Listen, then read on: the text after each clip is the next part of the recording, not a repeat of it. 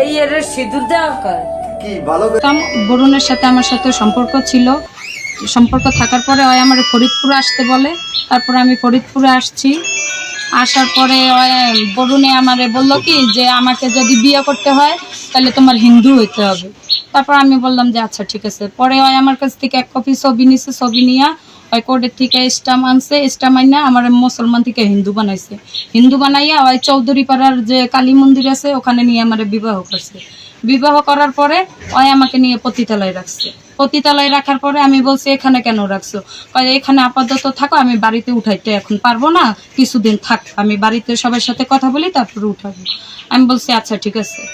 পরে এরকম করতে করতে অনেক দিন চলে যায়। ওর সাথে আমার সাথে এগুলো নিয়ে অনেক ঝগড়া হয় বরুণের সাথে। ওই আমার এই বুঝ ওই বুঝ দিয়ে রাখে। তারপর আমার একদিন হঠাৎ করে বলে আমার বাড়ির থেকে আমার মা হারা মেয়ে দেখছে, আমি বিয়ে করবো ওই জায়গায়।